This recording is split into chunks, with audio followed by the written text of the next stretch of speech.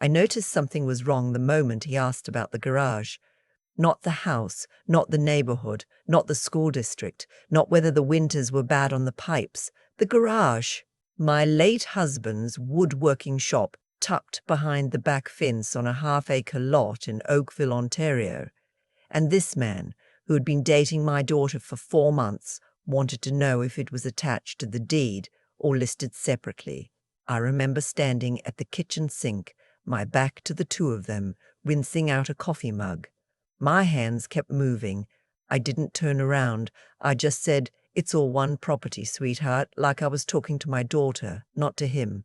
And I went back to the living room and picked up my book. But I put the book down the second I heard them go upstairs. His name was Ryan, 34 years old. He worked in financial consulting, which, I'd learn later, meant he had a website, a LinkedIn profile, and exactly 2 clients who'd never met him in person. My daughter, Phoebe, was 31. She taught grade 3 at an elementary school in Burlington. She had her father's eyes and her father's way of trusting people completely, which was the most beautiful thing about her, and also sometimes the thing that kept me awake at night. Her father, my husband of 38 years, had passed 2 years before Ryan entered the picture. Pancreatic cancer. 6 weeks from diagnosis to the end, which is how that particular disease tends to go. We'd had a good life, a careful life. He was a civil engineer. I'd worked for 22 years in municipal administration for the town of Oakville before retiring. We didn't take lavish vacations. We drove our cars until the bumpers started to rust. We bought the house in 1987 for $189,000 and paid it off in 15 years. By the time he died, between the house value, his pension, the life insurance policy, and the investments we built slowly and quietly over 4 decades, the estate was significant, more than most people would guess, looking at us. That was always intentional. Phoebe knew, in a general way, that the estate was comfortable. She didn't know specifics. We'd raised her to understand that money was a tool, not a topic of conversation, and she'd internalized that completely. She never asked. She had her own small savings, her teacher's pension building, her little rented apartment near the school. She didn't need anything from me, and she never acted like she did. Ryan was different. The first time I met him, 6 months after they'd started seeing each other, he shook my hand and smiled and said he'd heard so much about me and about what a wonderful home Phoebe had grown up in. He used the word wonderful, the way a real estate agent uses it. He was looking at the crown molding when he said it. I told myself I was being uncharitable. He was nervous. Meeting your girlfriend's recently widowed mother for the first time is nerve-wracking. I made tea. I put out shortbread. I asked him about his work and his family. He had parents in Mississauga, an older brother in Kelowna. He said his family was close-knit but complicated, which is what people say when they don't want to tell you the truth about their family and they want credit for being honest anyway. The question about the garage came during his 3rd visit. The question about the property tax assessment came during his 5th. By his 7th visit, over a Sunday dinner in November, he had asked me directly and without embarrassment whether I'd ever thought about downsizing. He said it gently, with the practiced concern of someone who had rehearsed it. He mentioned that the housing market in Halton region was extraordinary right now, and that a woman in my situation, he used those exact words, in my situation, might find it freeing to liquidate some of the equity and simplify her life. Phoebe was in the kitchen getting dessert. She didn't hear him say it. I looked at him for a long moment. I kept my face completely pleasant. I said, "I'll keep that in mind," and I went to help Phoebe with the apple crumble. That night, after they'd gone, I sat in the chair by the window in the dark, my husband's chair, the one I'd never moved, and I thought about what Ryan had said, and how he'd said it, and how many times he'd now circled back to the subject of this house and what it was worth. And I made a decision. I didn't tell Phoebe. Not yet. Instead, I called my neighbor Sharon the next morning. Sharon's daughter is a family law solicitor in Hamilton. Not what I needed exactly, but Sharon knew people. She gave me a name. I called the number, made an appointment, and drove myself downtown on a Wednesday afternoon and sat across from a fraud lawyer named Mr. Okafor and told him what I'd noticed. He didn't dismiss me. That mattered enormously. He listened, asked several very precise questions, and then told me what to do. He said, document everything, dates, conversations, exact wording. Don't change your behavior. Don't confront. Let it continue and keep writing it down. He also said that financial predators who target widows commonly follow a pattern. Build trust, isolate, then maneuver around the assets, and that the property questions were consistent with someone trying to establish a picture of what was there and how to access it. I drove home, sat at the kitchen table, and opened a new document on my laptop. I titled it Notes for Sharon's Recipe in case anyone ever looked. I wrote down every conversation I could remember, going back to the first visit. The garage question, the property tax question, the downsizing comment, the afternoon he'd offered, unprompted, to take a look at my investment portfolio because he knew a few things about wealth management. I'd smiled and said my financial advisor had things well in hand. He'd nodded and changed the subject, but there was a fraction of a second before he nodded, a brief recalibration that I hadn't forgotten. Over the next 3 months, I paid attention in a way I never had before. I started recording our conversations on my phone.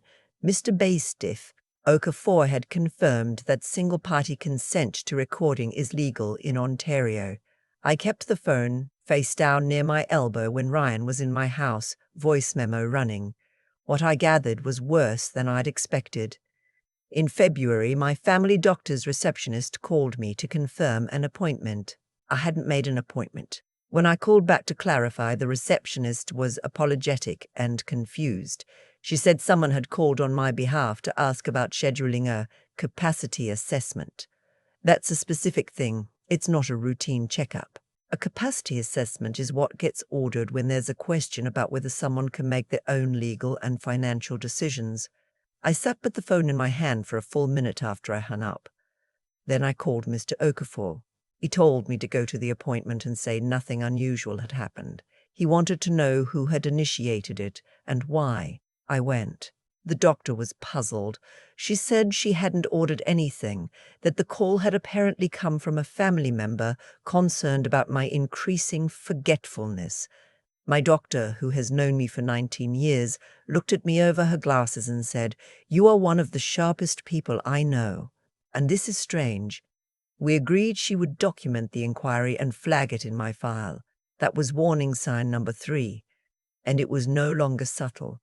I thought about telling Phoebe every single day. I rehearsed it in the car, in the shower, standing at the kitchen window, watching the snow come down over the backyard. But every time I tried to figure out how to say it, I hit the same wall. Phoebe loved him. Not in the dizzy, uncritical way of early infatuation. By now they'd been together for over a year. She'd survived her first year of grief without her father, and Ryan had been there, steady and present and warm. He'd held her hand at the anniversary of the funeral. He'd driven her to appointments when she'd had a minor procedure. He was woven into her life in the way that makes it impossible to pull one thread without disturbing everything else. If I went to her with suspicions and I was wrong, I would lose her trust. If I went to her with evidence and she didn't believe me, I would lose her entirely. And if Ryan knew I was watching him, he would simply become more careful, and I would lose the only advantage I had. So I waited. I documented. I watched. In March, he proposed. A proper proposal. A ring. A restaurant in Toronto. The whole thing. Phoebe called me from the car on the way home, and I could hear in her voice that she was crying. The good kind of crying. I held the phone and said all the right things. I asked if he was there. She said he'd gone inside to give her privacy to call me first. That detail almost broke me. It was such a perfect gesture. Either he genuinely wanted her to have that moment alone with her mother, or he had calculated exactly how much it would mean. I still don't know which it was. I'm not sure it matters anymore. The engagement changed the pace of things. Ryan started coming around more often, sometimes without Phoebe, stopping in to drop something off or to check on me, as he put it. During one of these visits, in April, he mentioned that he'd been looking into estate planning on Phoebe's behalf, because, as her husband, he'd want to make sure she was protected. He said they'd need to think about how the house would factor into their long-term planning, and whether it made sense for Phoebe to be added to the title now rather than going through probate later. He said it like it was nothing, like it was practical, like it was kind. He'd been waiting 8 months to say that sentence. I told him that my will was already in order, and that my lawyer had handled everything after my husband's death, and that I'd be sure to mention it to him at our next meeting. Ryan smiled and said that was probably for the best. That evening, I called Mr. Okafor and told him what had been said. He told me to contact my financial institutions and put verbal password protection on all accounts, a step beyond the standard login that requires a spoken code for any phone inquiries. I called my bank, my credit union, and my investment firm the next morning. I also called my actual estate lawyer and told him that under no circumstances was anyone to be added to any document without my presence and explicit written confirmation, and that any such requests should be flagged to me immediately and treated as potentially fraudulent. He called me back 2 days later. Someone had inquired with his office about the process for adding a name to a property title when the owner was elderly and beginning to show signs of cognitive difficulty. They had not left a name. His receptionist had said they would need to speak directly with me. The caller had not called back. I sat down at the kitchen table and I wrote it all in my document. I wasn't scared. I want to be clear about that. I was not scared. This is the only word that fits. Resolute. The kind of feeling you get when something difficult is coming and you have already decided exactly what you're going to do about it. I asked Phoebe if she'd set a date yet. She had. Late June. Small ceremony, she said. Just family and close friends. A venue out in Niagara-on-the-Lake, where she and her father had gone every summer when she was a little girl. She wanted it to feel like him. I said it sounded perfect. I meant it. And then I went back to Mr. Okafor and I laid everything out. All of it. The recordings, the documents, the GP's notes, the estate lawyer's account of the inquiry, the receptionist's call about the capacity assessment. He reviewed everything carefully. He brought in a colleague who specialized in elder financial abuse. She reviewed it as well. They told me that what I had was consistent and compelling, and that they could work with the Halton Regional Police Fraud Unit to proceed. But they also told me that the timing needed to be careful, and they asked me what I wanted the outcome to look like. I said I wanted my daughter to see it happen. I didn't want a quiet resolution. I didn't want him to be warned off privately and disappear and then surface somewhere else and do this to another family. I wanted Phoebe to understand, fully and clearly, what she had been standing next to. I wanted her to have the truth, handed to her in a way she couldn't doubt. They told me that was possible, but they said the risk was real. She might not believe it, or she might believe it and be devastated in a way that would take years to heal. I told them I understood. I told them she was 31 years old, and she was strong, and she deserved to know. I also told them something else, something I hadn't told anyone yet. A week earlier, I had stopped by Phoebe's apartment to drop off a cardigan she'd left at my house. She wasn't expecting me. Ryan was there. He didn't hear me knock. The door was slightly open. He was on a call in the back room, and I heard him say, clearly and deliberately, the property assessment came back at 1.4 if we can get her to restructure before October. It's cleaner. I set the cardigan on the entry table and I left without knocking. I drove home. I sat in the car in my own driveway for 20 minutes. Then I went inside and I wrote it down. The wedding was on a Saturday. The venue was a restored Victorian property on the edge of town, surrounded by old maples and a garden that smelled of lavender. Phoebe she looked like her father, which is the best thing I can say about anyone. She was in her mother's dress, altered to fit her, and she carried a bouquet of white peonies and eucalyptus. She'd chosen peonies because they had been her father's favorite, and she'd told me she wanted to feel like he was there. He was. I have no doubt about that. I had spoken with Mr. Bury, Oakville the night before. 2 plainclothes officers from the fraud unit would be present. Documents had been prepared. The moment I gave the signal, the process would proceed. My job was simply to be there, to witness. The ceremony began. The officiant started. Ryan stood at the front in a dark suit, and he looked calm and pleasant and rehearsed. He always looked rehearsed. I had stopped being fooled by it months ago, but sitting in that garden watching him stand at the end of the aisle, I felt something close to grief. Not for him, but for the version of this day that Phoebe had imagined. The uncomplicated version, the one without any of this in it.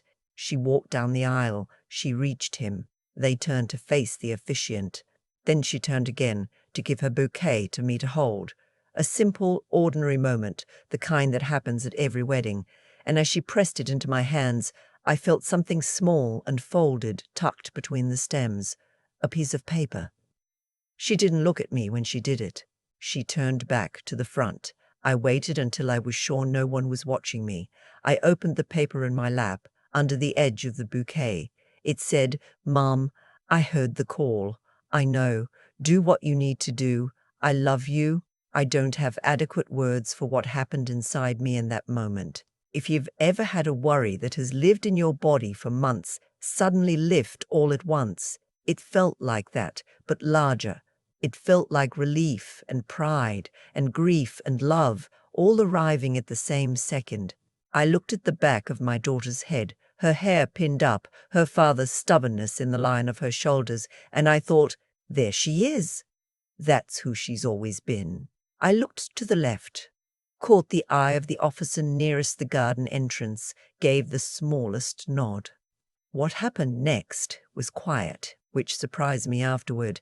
I'd imagined something dramatic, but the officers were efficient and professional, and the whole thing took less than 3 minutes. Ryan was escorted from the ceremony before the vows were exchanged. He didn't make a scene.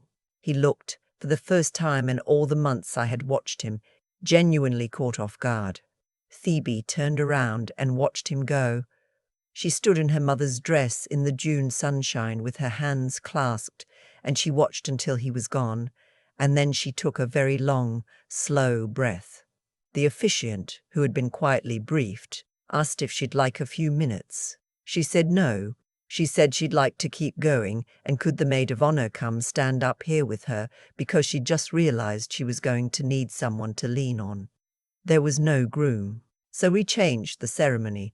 The officiant spoke about love and resilience and the kind of strength that doesn't announce itself. Phoebe's best friend stood beside her. I stood on the other side. We planted 3 peonies from the bouquet in the garden before we left. The venue owner had offered the space, and it felt right. 1 for her father, 1 for herself, 1 for whatever came next.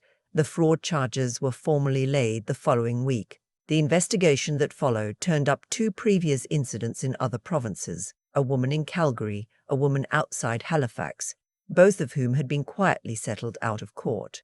Both of whom, when contacted, agreed to provide statements. I updated my document one last time, then closed it and moved it to a folder I labeled simply, "Done." I don't know if Ryan understood what he was doing in the way that a person who feels things understands it. I think he was skilled and deliberate and very practiced. I think he'd done it enough times that it had stopped feeling like harm and started feeling like strategy. I hope the process ahead forces him to sit with it differently. Phoebe spent that summer rebuilding. She cried more than I expected, and less than I feared.